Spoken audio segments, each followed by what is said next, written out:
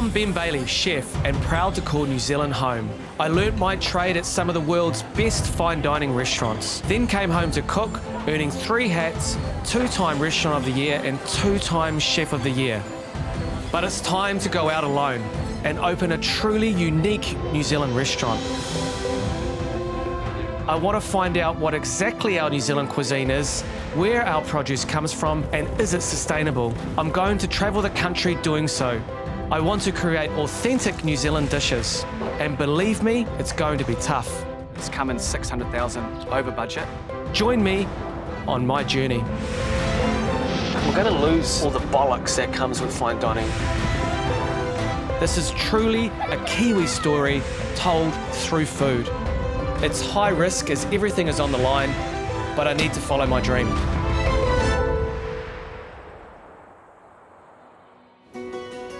A New Zealand food story has been a massive journey of discovery for me. I've met some outstanding people who are super passionate about their produce, and they've all inspired me in their own way. With the base construction still going on at the restaurant, it's a great opportunity to get together with our chefs, Alok and Mike, and Chris and Bex at the AHI Test Kitchen, aka my home, and start to refine our menu.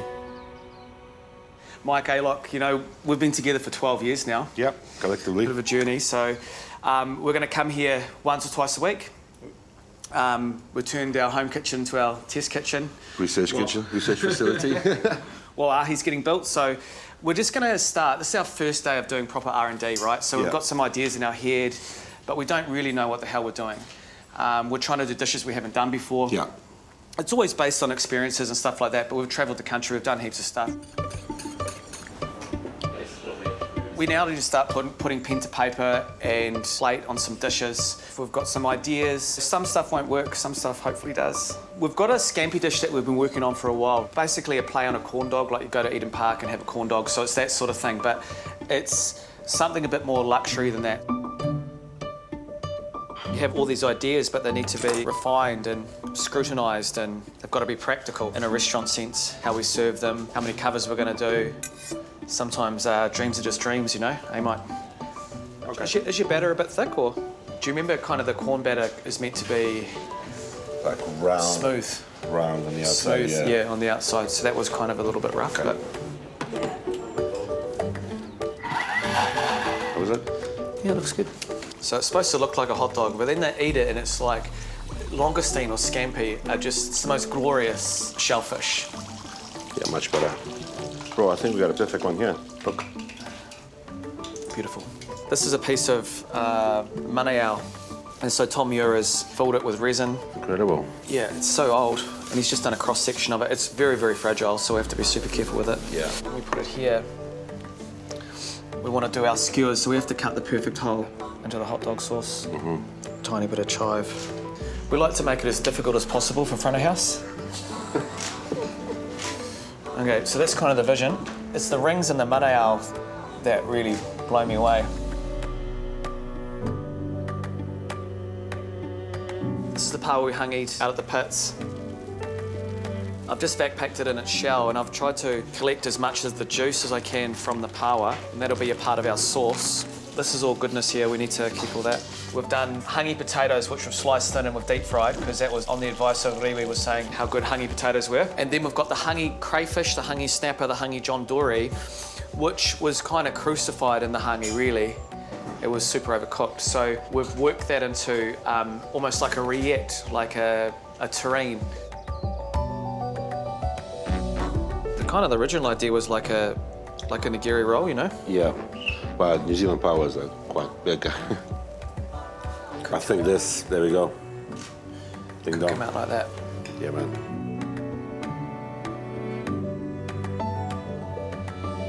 I also want to do a steamed hāpuka and bull kelp dish, inspired by our time in Marlborough. I want it to look like pounamu, greenstone, having something uniquely New Zealand on a plate.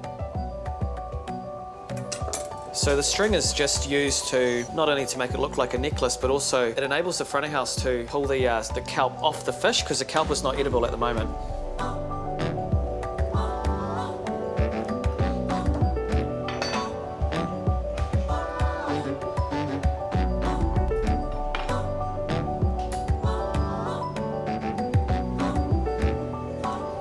From hāpuka to quail, inspired by the foraging of wood ear mushrooms in the Waitakere Ranges. We're playing around with the different textures of wood ear, and we chucked them in the deep fryer and we discovered that they blow up. Yeah, so it makes a little kind of shower cap.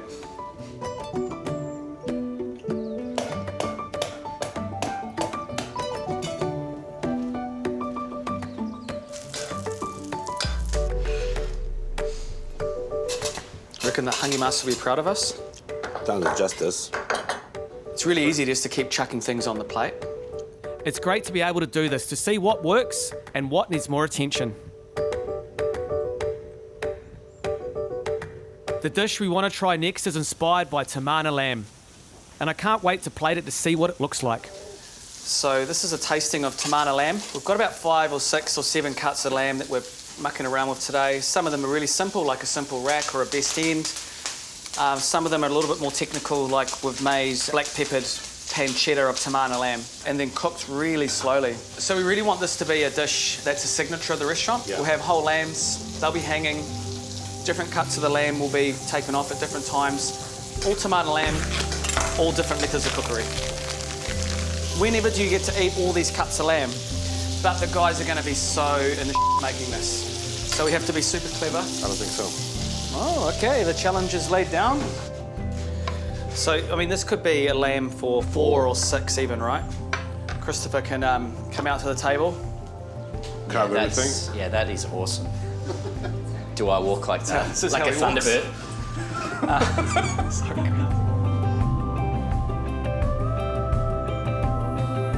And so this is, you know, the number 8 wire mentality of New Zealanders. So that's haggis. Black peppered, hot smoked pancetta of tamana lamb.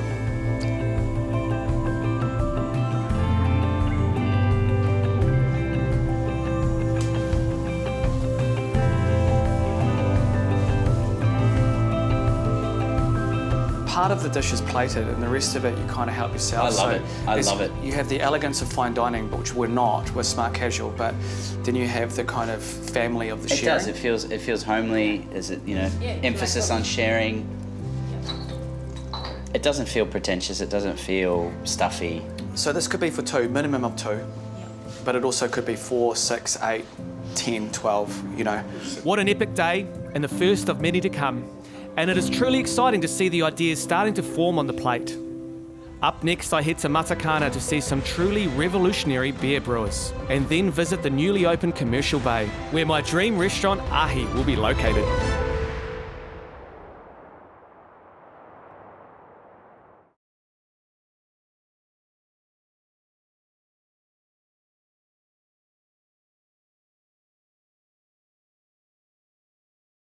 Getting away from the menu for a bit, I've headed up north to check on some beer suppliers, as Citizen Brewery in Matakana has sparked my interest, as they are making beer from unused bread.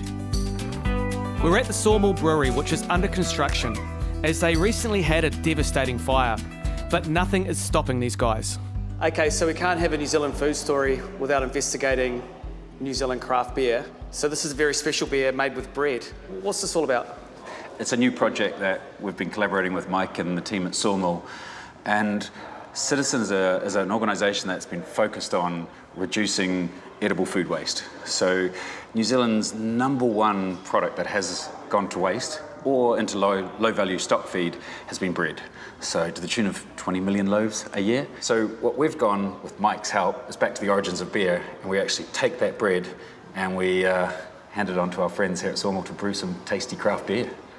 The backbone of all beer is malted barley or wheat, and wheat is the backbone of bread as well. So we can take that wheat, which is essentially a starch, and convert it just like you do when you're making a normal beer, and replace some of the malt we would use, and the taste is very, very similar to what we would normally have. At the end of the brewing process, we're left with a bunch of wet, spent grain, which has still got a whole lot of nutritional value in it. We've worked with some guys at the Callaghan Innovation and Food Bowl to take that, press it, and create this nutritious, high fibre, high protein flour. And then we've handed it to Andrew at Wild Wheat, and he then creates delicious, malty sourdough bread. So it's a real simple story. We go bread to beer to bread. It's pretty clever. It's quite fun too. Full circle. Whose idea was that? Collaborating with experts, passionate people, and those that have this whole desire to do things in a different way. So, you know, high quality, high taste, and low impact.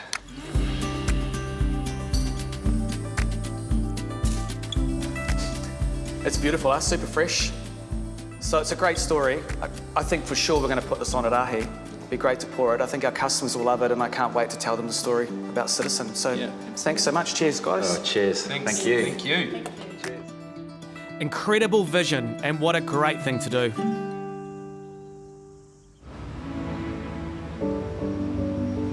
It's been 2 weeks since Commercial Bay in downtown Auckland has opened. I am super excited as I'm going to see the progress of AHI. But beforehand, I want to meet some of the other business owners, my neighbours to be, and see how they are faring.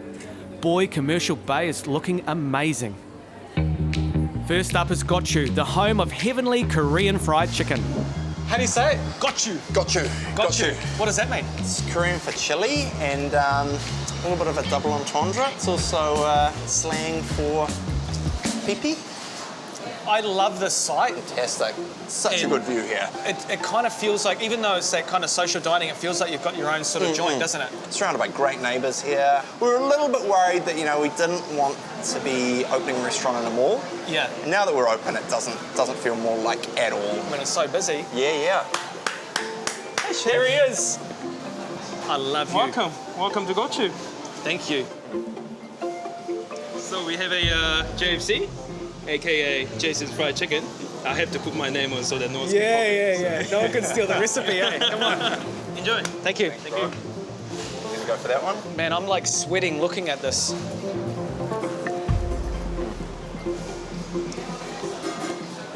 It's so good. This is addictive, eh? Wow. Oh yeah. I could just sit here and eat probably 2 dozen of that. That was heaven. My next stop is something completely different, but also no less important for the restaurant. Nice to meet you. Yeah, good to meet you too.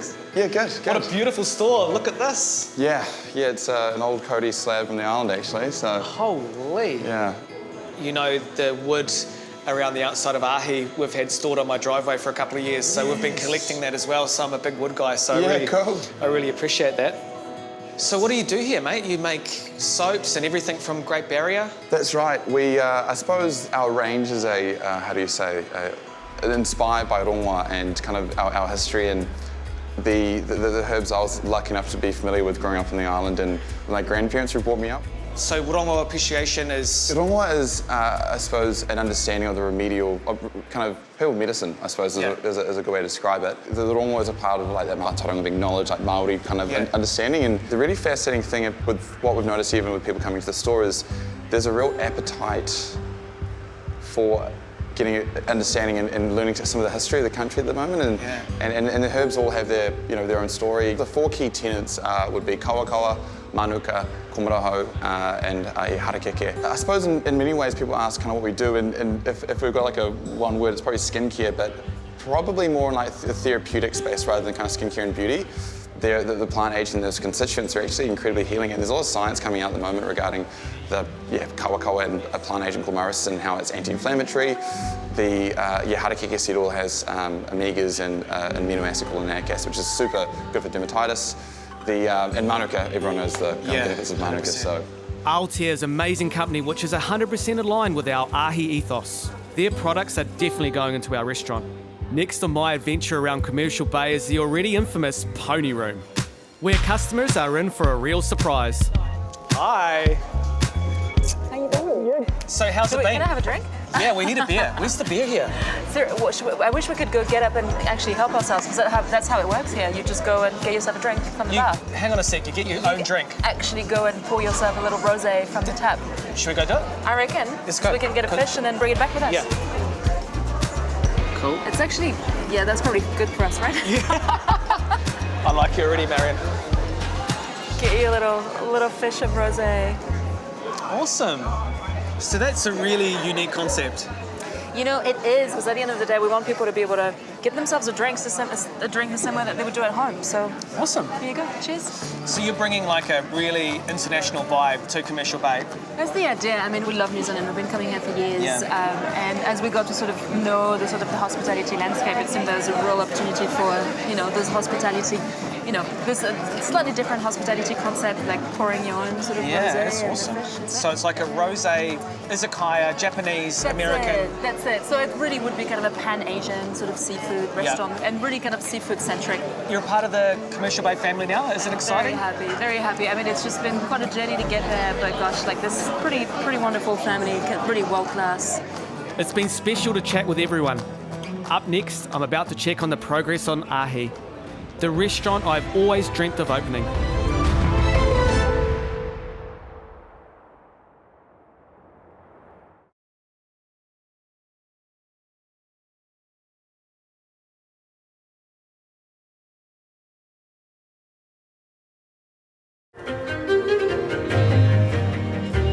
I first came up with the AHI concept 4 years ago, looking for the perfect site, which I found here at Commercial Bay.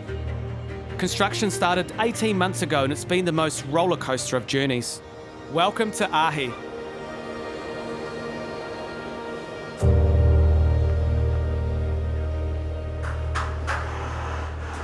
But the restaurant isn't quite finished. You're cooking here, Bex?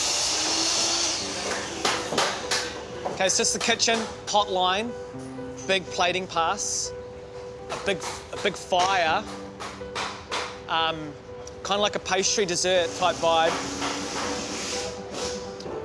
And this is a section that will manage the fire. And then people will sit around. There's going to be a 2-metre bench here that we all place on. And so to feel the space where the chefs will work, it's the first time I've been able to experience this. So it's really exciting.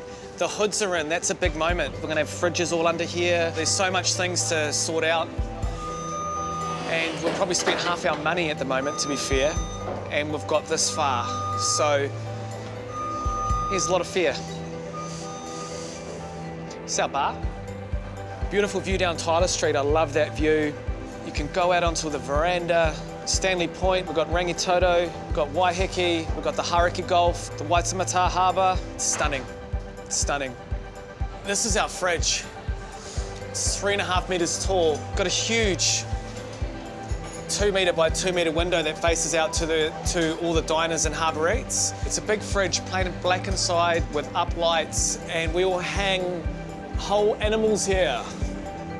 Then there are the slider windows. Oh, they are amazing. They just open up to all the glory of the Hauraki Gulf. It's exciting to see it all come together, and Matt, our builder, has done an outstanding job.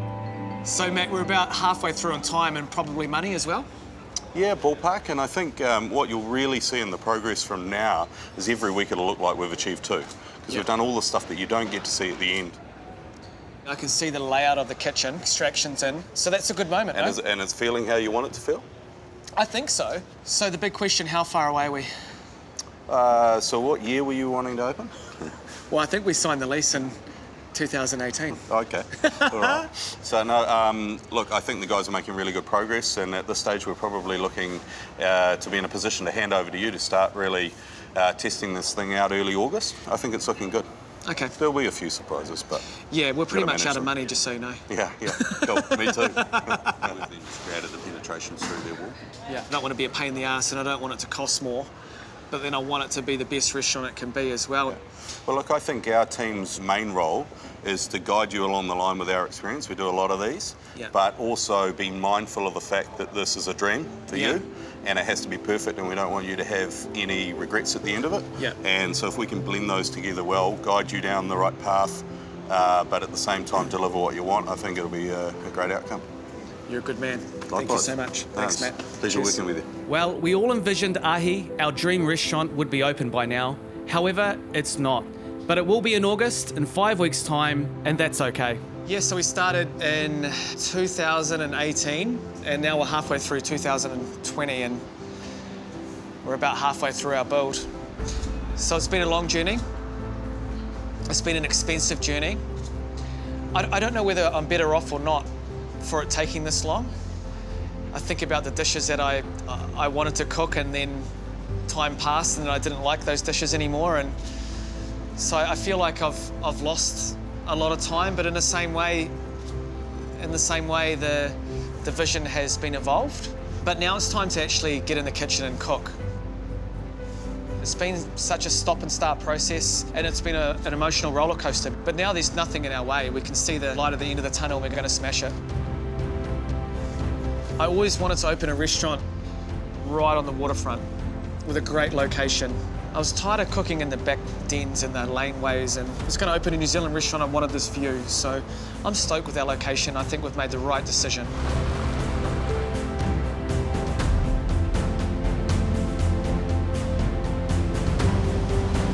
We've travelled the country. We've had time to do that, to go through the country and connect with those suppliers and those producers and those wonderful people who get our food to our restaurant. And as chefs, we don't always appreciate the hard work that goes into that crayfish sitting in a poly bin that arrives at the restaurant. It's such an important thing to pay respect, not only to the fishermen, but also to that crayfish.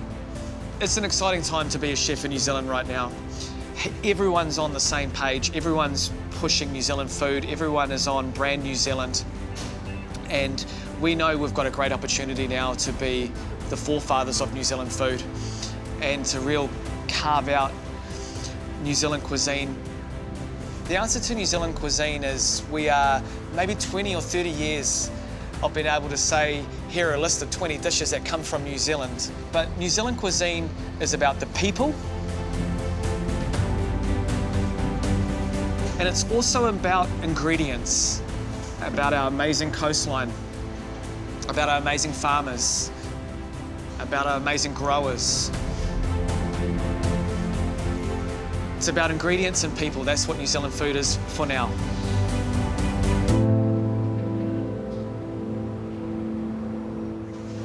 Oh, is that Cuddles? Oh, yeah. Thanks.